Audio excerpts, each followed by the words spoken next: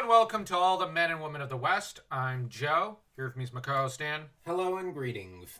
Last time we discussed the fall of Aquilonia, one thing we didn't touch upon was the conquest of Numidia by the Assyrians, who swept in from the north, gradually became more civilized, and established themselves as lords of Numidia. We're not going to really discuss that. It's going to be a video dedicated to Gorm. We've mentioned him a few times so far, but Gorm is the chief of chiefs, or as he started off, just chieftain of a Pictish tribe, selected by Arus to help lead the reformation of Pictish society. Arus desired to redeem Gorm's soul, but was talked into just simply lecturing and blathering on and on and on about the military strategies, the infrastructure, and all these little details that might be useful in war. And he also ended up getting into how to forge weapons and tools and whatnot, which Gorm did use to his own advantage to build up his society into steel-wielding and iron-wielding rather than bronze and copper and stone-wielding barbarians. They also would wear silverlet, steel-mailed hauberks rather than nothing at all, or tiger skins. Gorm was approached at the age of 25, and likely it was a bright, sunny day where he had just done a fair share of killing and savaging people. He may have even violated a few women or three, but the problem is he got approached by this really stupid-looking Numidian priest of Mitra, who then said, "Hey, how would you like to conquer the world? I'm the moron who's going to help you with it." Knowing an idiot when he sees one, he would proceed to let the guy con himself. I can't say Gorm conned him because he really didn't do anything. He just sat there and said, "Yeah, and what about the war thing? Okay. What about that steel weapon you mentioned earlier? Okay, so that's how you do it. What about catapults?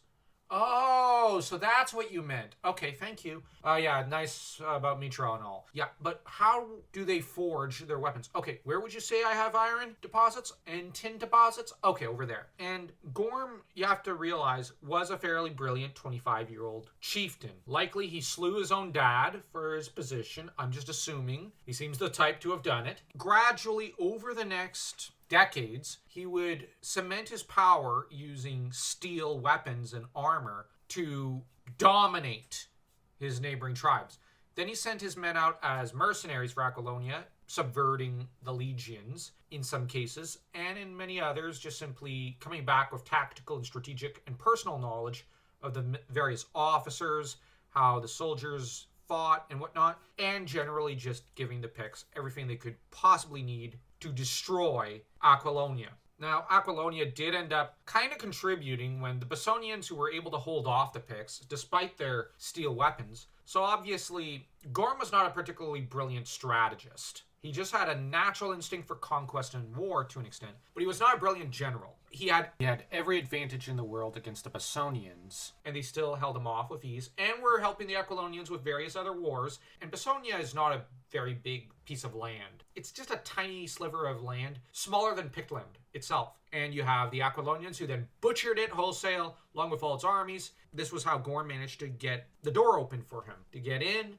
He then proceeded to destroy Aquilonia, with Aquilonian assistance for all intents and purposes. And the Hyrcanians, of course, were also destroying everything they could find, except for Numidia, which was smart and avoided hiring Pictish mercenaries, Hyrcanian mercenaries, and just avoided all forms of foreign mercenaries, trusting in their own knights to save their hide. As for the Assyrians, a group of them would invade a weakened Numidia, so they were fielding more of their armies in the east and probably the south a little, and maybe a little in the northeast, when the Assyrians swept in from the northwest, conquered everything, and then proceeded to civilize themselves, start running the society. Wherefore, they ended up actually doing a great job. As for Gorm, he never civilized. He grasped control of the empire, proceeded to then continue eating his food in the style of barbarians. The only difference was he wore silk and lived in the ruined palaces of his victims, and he reduced many of the princesses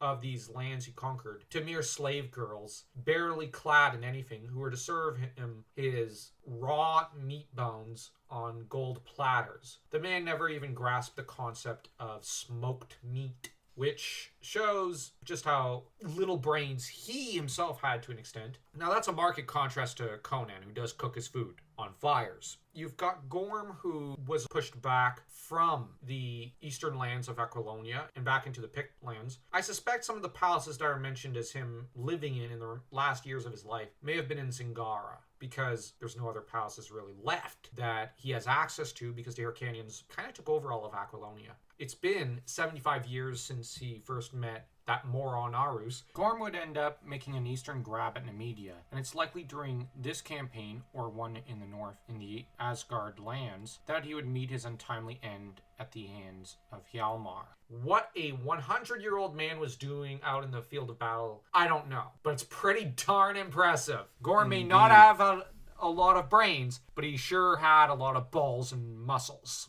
The problem is, what he left was not a unified empire, but a cracked, broken, smoking ruin. He had the ambition of conquering the world, but he had no ambition beyond that, besides meat, woman, and glory in battle. Yep. That's it. What's interesting to note is, in-universe, his name doesn't live on through the centuries. He's forgotten as quickly as he conquered all the lands he conquered. Within his lifetime, he began to lose land. Now, the Hyrcanians, though they don't have a named chieftain, they're relatively far more brilliant generals and officers, although they fight rather akin to the Mongols. But we get these powerful imagery of him wearing silk, so he did kind of go soft like some of the kings he sneered at. One thing that I do wonder is, where is Conan in this timeline? Is he before the time of Gorm? Is he after? Because it's not clear to me yet where he falls in the timeline. And I wonder if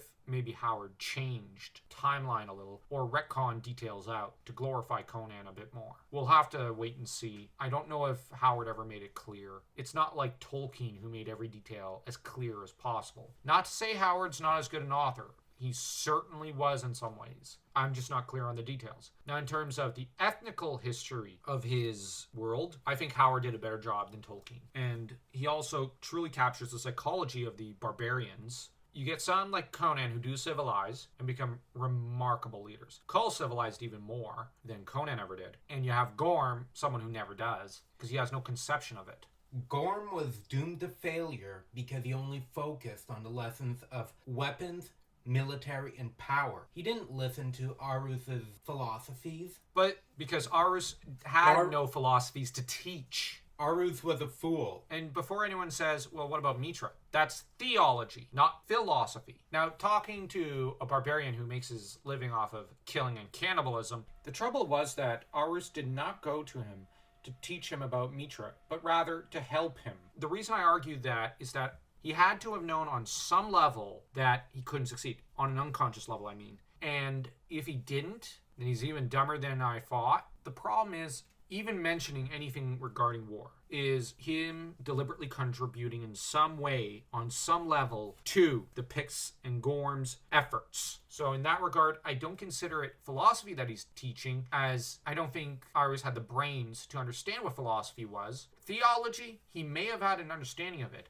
He obviously didn't ponder about the differences culturally. I wonder if there was anyone in the media who actually tried to stop him, who said, this is a really bad idea. And I can't help but wonder if Nemedia was as decadent as Aquilonia. They instead said, no, this is a great idea. This will work out great. Which would lead to Gorm coming in, invading, destroying everything. And Aquilonia fell like fools, as we mentioned previously. He did die due to his own greed. Well, maybe greed's not the right word. Gluttony would be the better word, because he devoured the entire world, couldn't hold it in his stomach, and puked it back up, only to keep trying to devour what was left, and that proved to be his undoing. There's a special place in probably a fantasy version of hell for Gorm, and for Arus. Arus should be there right alongside him. Agreed. Because if you end up saying, well, Arus's intent was not bad. No, his intent was foul. There is no way he had good intent. He intended to enrich himself and to basically just satisfy his own ego. That's it. And on some level, on an unconscious level, to destroy everything. And either way, he betrayed his countrymen when he sold out all their secrets. At some point, intent no longer matters. The results matter. And the result was the total annihilation of how many millions of lives. An example of moments in history where stupidity causes the fall of empires. Yeah. But anyways, if you enjoyed this video, don't forget to smash that like and that subscribe button, like your Conan smashing his enemies to itty-bitty pieces.